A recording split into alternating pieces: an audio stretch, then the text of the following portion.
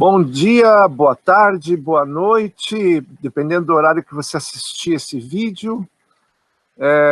A gente está se reencontrando agora de forma virtual para a recapitulação da disciplina Epistemologia Ambiental.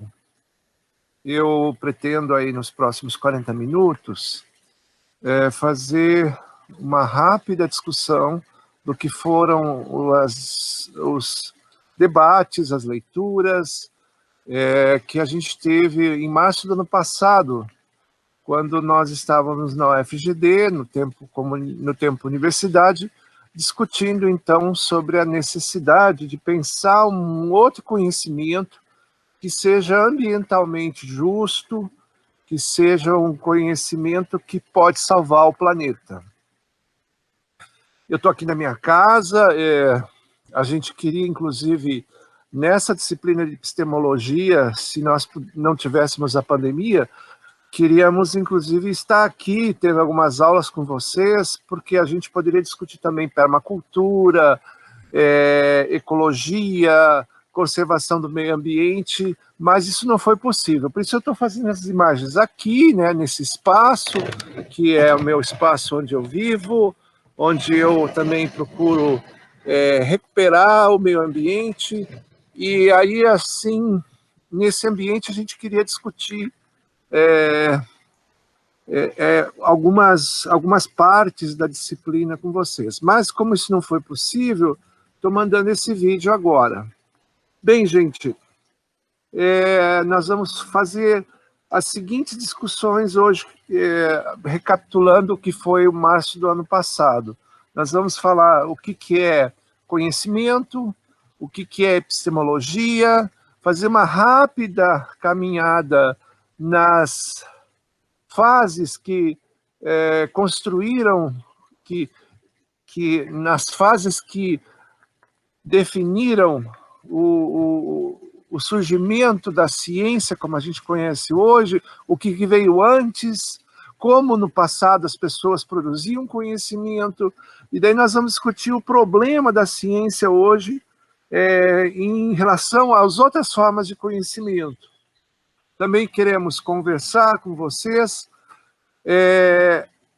que tipo de ciência e que tipo de conhecimento a gente precisa hoje para enfrentar a grande problemática ambiental que a sociedade moderna enfrenta.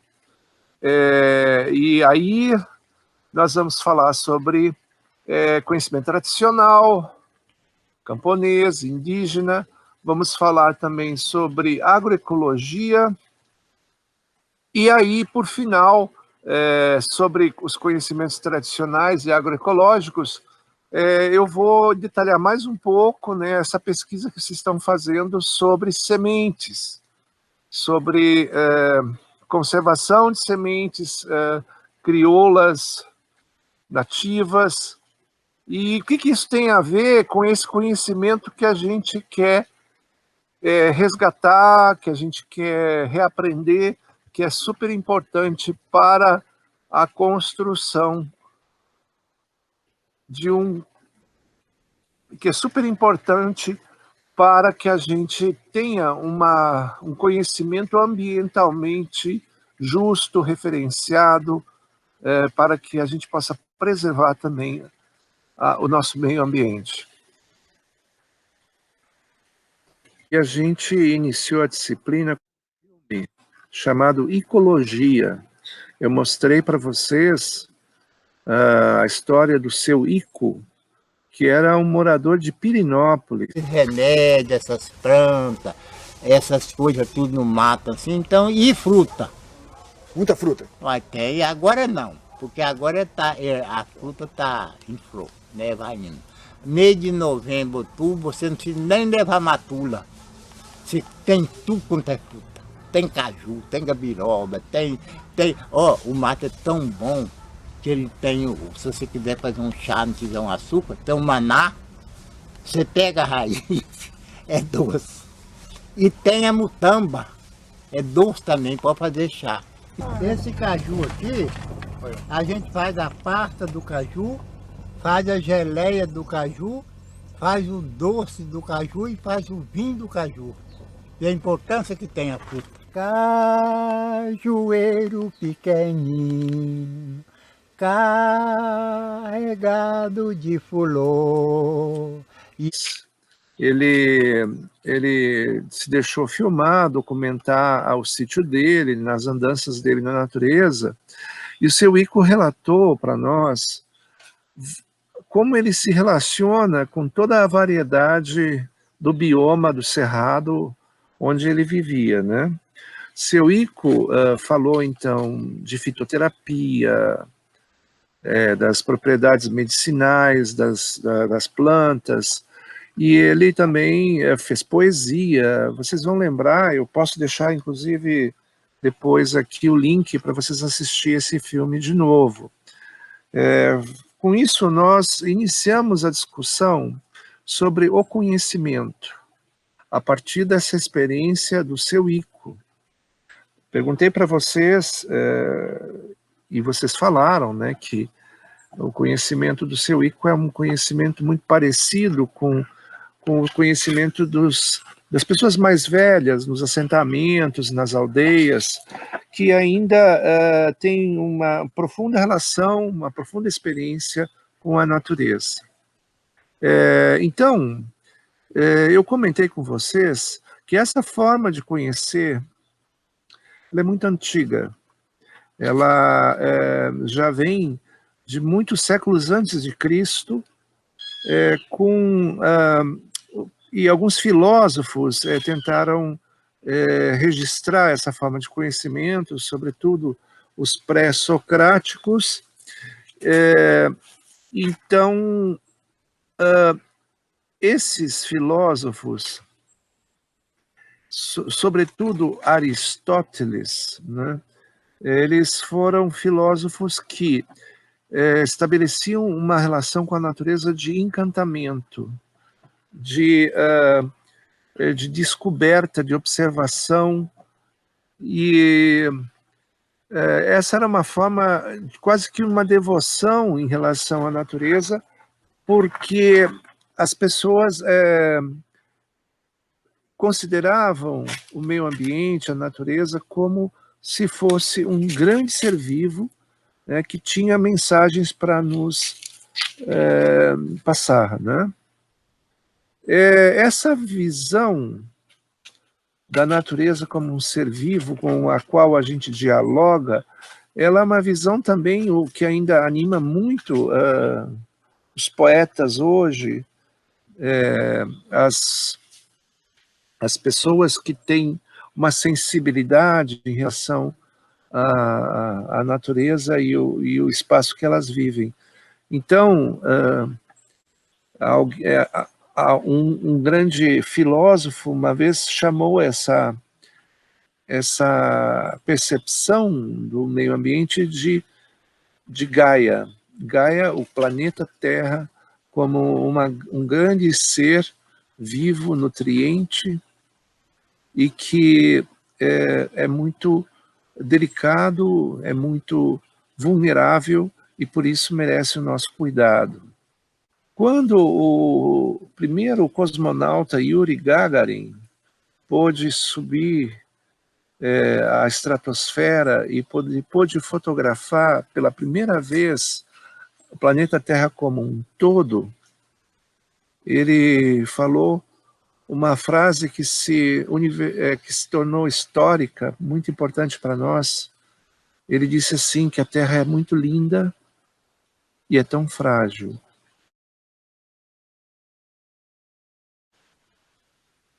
Essa é a nossa nave comum, onde nós estamos todos na nossa casa comum, e não temos outra, que navega, então, no cosmos.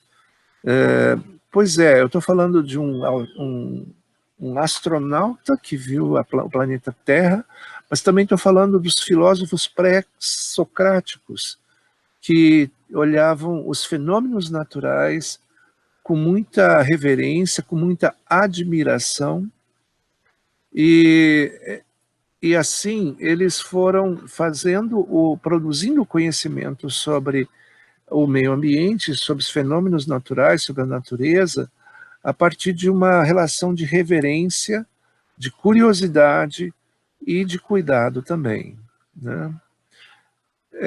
Aristóteles, que reuniu então toda essa forma de conhecer a natureza, ele dizia que tudo que acontecia no meio ambiente, entre todos os fenômenos naturais que a gente podia observar, eles respondiam a causas, eles respondiam a como uma resposta a uma força motora que botava tudo em movimento. Ele chamava, então, isso tudo de uma vocação, de uma causa que explicava, então, o porquê das coisas.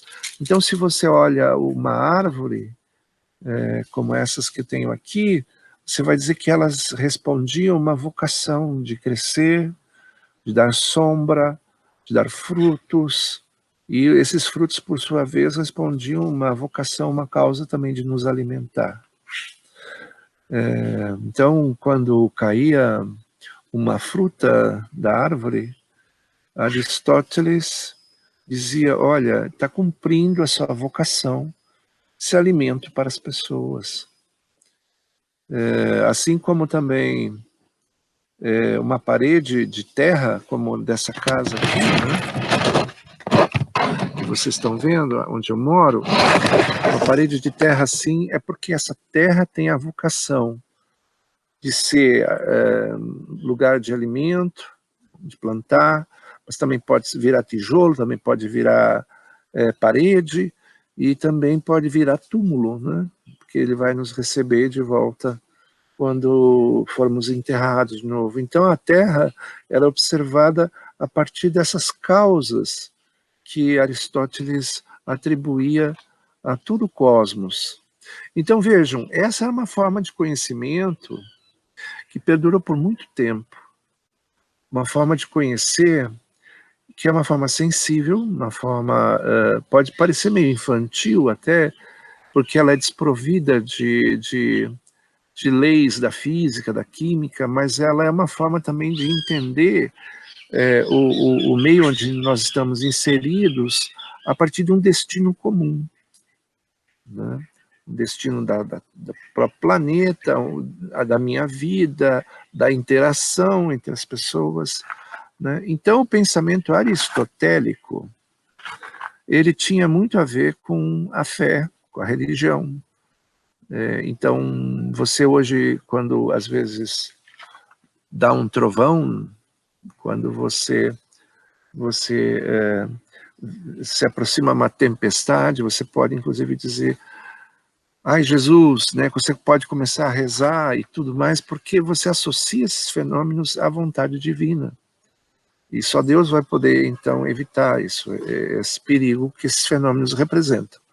Essa visão, então, de que tudo que acontece na Terra tem uma explicação no céu, uma visão religiosa, ela se aproxima muito também com a visão que os filósofos pré-socráticos e as pessoas comuns tinham da natureza, né? Que todos os fenômenos, eles estão vinculados a uma energia, a um espírito, uma vontade divina. Veja, eu estou falando aqui, por exemplo, dos filósofos pré-socráticos, então eu estou me referindo à Grécia Antiga, né? Mas a gente vai encontrar isso, por exemplo, também na forma de conhecer dos indígenas. Vejamos, a gente leu aqui com vocês a carta do cacique que comentava, então, que questionava os colonizadores americanos que queriam colonizar as terras dos índios Seattle.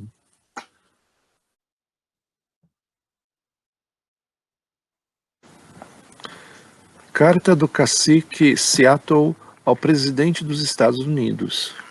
Em 1855, o cacique Seattle, da tribo Suquamish, do estado de Washington, enviou essa carta ao presidente dos Estados Unidos, Francis Pierce, depois de o governo haver dado a entender que pretendia comprar o território ocupado por aqueles índios.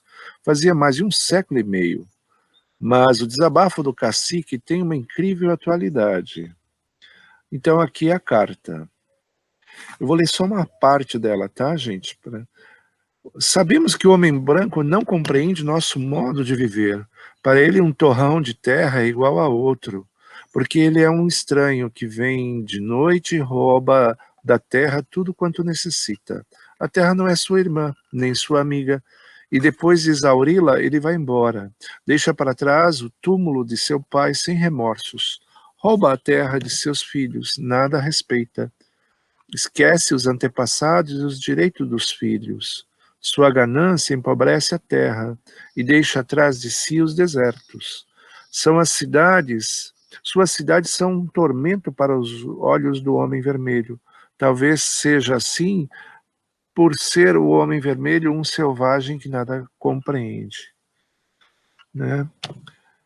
Não se pode encontrar paz nas cidades do homem branco, nem lugar onde se possa ouvir o desabrochar da folhagem na primavera ou os unir das asas dos insetos.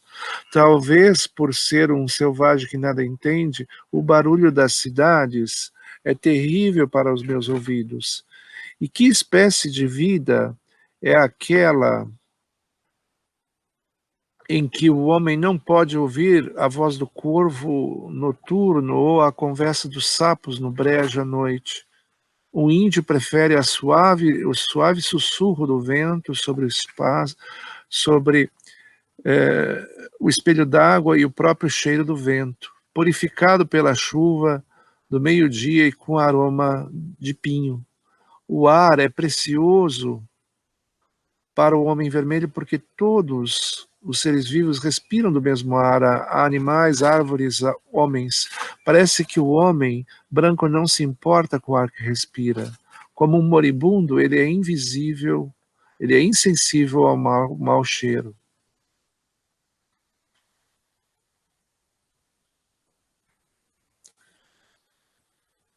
De uma coisa sabemos, que o homem branco talvez venha a descobrir um dia: o nosso Deus é o mesmo Deus. Julga talvez que pode ser dono dele da mesma maneira como deseja possuir a nossa terra, mas não pode.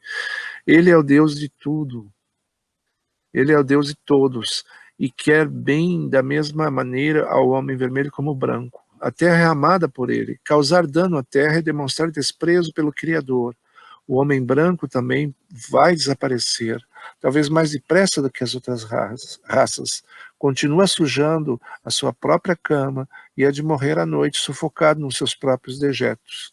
Depois de abatido o último bisão e tomado todos os cavalos selvagens, quando as matas misteriosas federem a gente, quando as colinas escarpadas se encherem de fios que falam, onde ficarão então os sertões? Terão acabado, e as águias terão ido embora.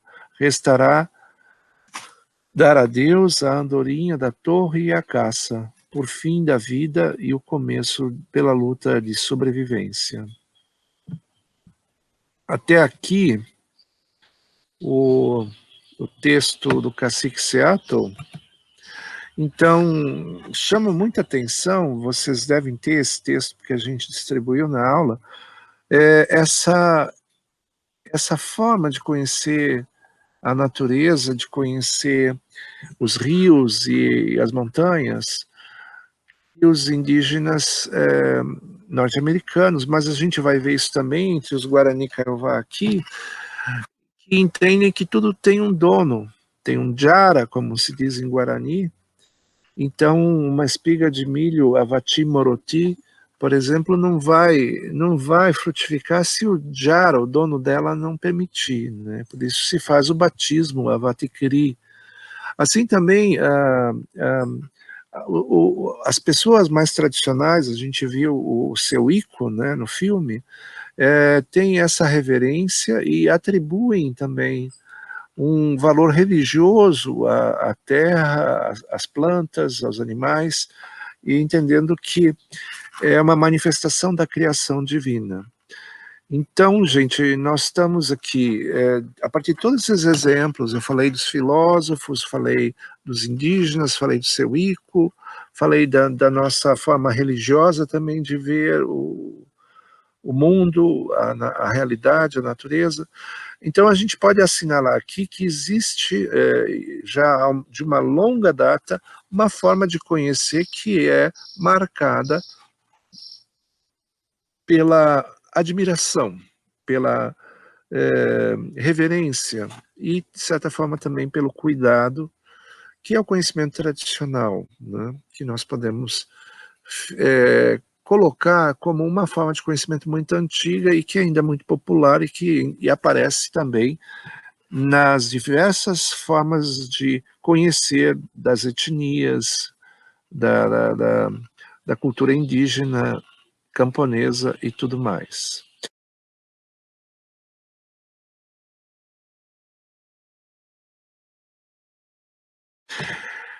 A partir do século XVII, começa a acontecer uma revolução epistemológica, uma revolução na forma de conhecer, de produzir conhecimento, que a gente vai marcar como as primeiras descobertas científicas que marcaram, então, uma grande virada na forma de conhecimento. Então, como a gente viu, aqui uma foto do Aristóteles, né, período 384 a.C. a 322 a.C., muito antigo, né? Essa visão aristotélica se estendeu por toda a Idade Média, até que no século XVI, começa então a haver um questionamento dessa visão, né, tradicional, religiosa, aristotélica, que conferia a toda a natureza uma causa. Nicolau Copérnico, ele vai começar a fazer o questionamento. Ele é um astrônomo e matemático, e ele vai dizer que o Sol é o centro do universo, e não a Terra, como era dito. Então ele vem formular a teoria heliocêntrica, né? E isso ele vai explicar de forma matemática, né, a orbitação dos planetas e todo o sistema solar. É uma revolução, né, e inclusive provoca problemas muito grandes com a Igreja, né, que afirmava, sim, que o planeta Terra era o centro do universo. Outro filósofo importante foi Francis Bacon, né, um inglês. Ele vai começar a fazer experimentos com os seres vivos, ele vai tentar submeter a natureza à experimentação, então vai dissecar animais, vai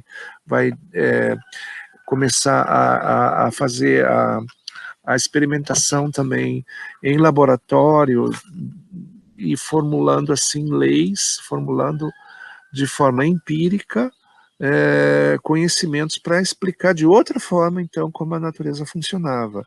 Ele comparava a natureza, inclusive, à mulher, as mulheres que eram queimadas também como as bruxas, né? Ele dizia, olha, temos que torturar para a natureza para que ela nos revele seus segredos mais profundos, né? Então, uma visão assim violenta, né, patriarcal, né, de fazer ciência, né? Então, as primeiras formulações, o Bacon ele cria o método empírico, né, que é o método de testagem em laboratório, né, para que se formulem então leis da química, da física e tudo mais. Galileu é considerado o pai da ciência, porque ele, no século 16, 1564 a 1642, ele então vai dar sequência ao conhecimento de Nicolau Copérnico, afirmando então que o Sol é o centro do sistema, né, não é a Terra, e ele vai explicar, então, através de leis da matemática e da geometria, todo o funcionamento dos astros. E ele vai dizer, inclusive, que a natureza, a realidade, o cosmos, o planeta, ele é como um livro aberto para que a gente possa entendê-lo. E nesse livro está uma linguagem que é a linguagem da matemática, da geometria, da física. Então ele vai traduzir todo o universo a leis, a princípios matemáticos. Segue nessa mesma toada, nessa mesma tendência de matematizar, de geometrizar toda a realidade, Descartes, né, que também é um filósofo, é um físico, matemático. Estamos ainda no século XVI, XVII já, né, no século XVII, onde ele vai propor, né, o ser humano como um ser racional, capaz de reduzir a lógica racional tudo que existe. Então ele vai dizer, olha, eu existo porque eu penso, né? Eu existo porque eu coloco tudo em dúvida e quero filosofar, quero testar as coisas. Então, cogito ergo sum, né, que é a sua formulação famosa, né, eu existo porque sou capaz de racionalizar tudo, né, de submeter tudo à minha investigação. Né. Isaac Newton, né, ainda agora já no século XVIII, né, ele é também um cientista físico e matemático, e esse vai também elucidar em várias áreas das ciências da natureza o funcionamento da realidade através de fórmulas físicas. Então vejam, essa é uma imagem muito conhecida, né? Quando o Isaac Newton estava andando num pomar, de repente cai uma maçã, ele olha para a maçã, e ele vai falar desse fenômeno da queda da maçã diferente do que um camponês diria, né? O camponês diria, olha, essa maçã caiu no chão porque ela está cumprindo a vontade de Deus de ser um alimento, agora para eu me servir dessa maçã. Isaac Newton vai dizer, não, ela caiu por causa da gravidade, existe uma lei do movimento dos corpos, uma lei da gravidade que explica todos esses movimentos. Bom, eu estou assim explicando para vocês de forma bem sintética o que a gente vai chamar de o sistema mecanicista, um sistema, né, que de uma forma de pensamento, né, que que vai marcar então o surgimento da ciência, né, uma ciência que está bastante focada na física, na matemática, né, e esses cientistas, por sua vez, implantam uma nova forma de compreender a realidade, né, que hoje nós vamos chamar então de método científico. Então, nós vamos falar de uma nova visão de mundo inaugurada por esses pensadores, inaugurada pelo surgimento da ciência.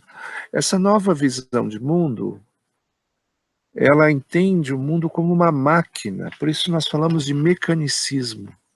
Ela vai reduzir a realidade à linguagem da matemática e da geometria.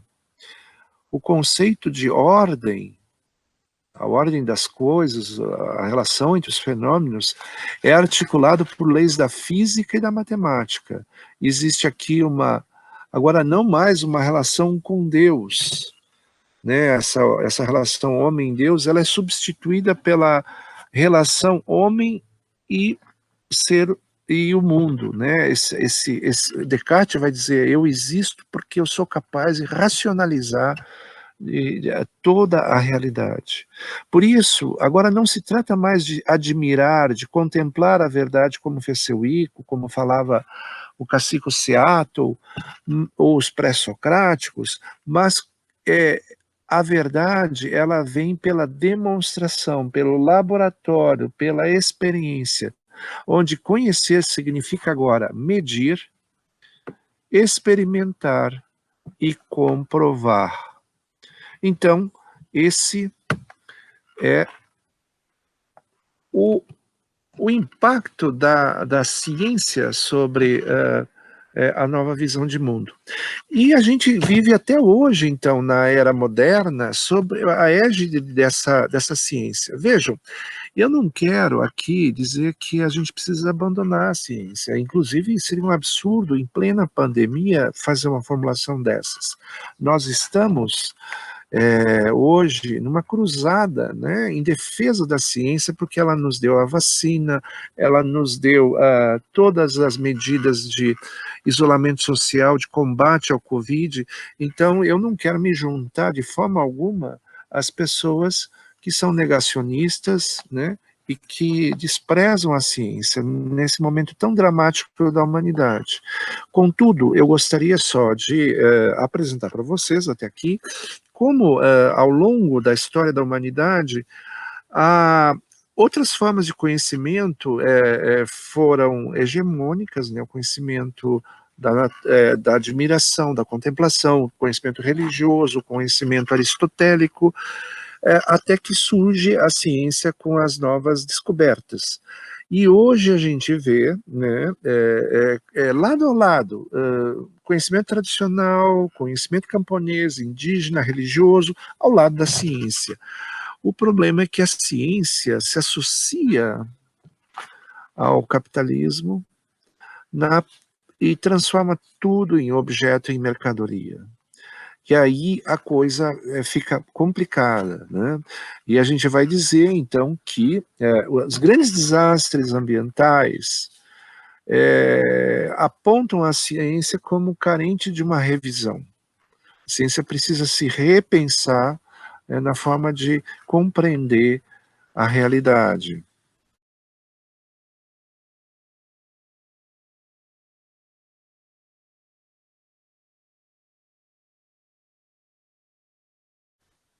É necessário o surgimento de uma nova forma de produzir conhecimento científico. E isso, então, a última parte da nossa revisão, nós vamos abordar uma outra corrente de conhecimento, outra corrente epistemológica, que é a corrente sistêmica, que a gente pode também dizer que é a corrente ecológica, ambiental, e há vários nomes que a gente pode colocar, holística também. O que é a forma sistêmica de entender a realidade?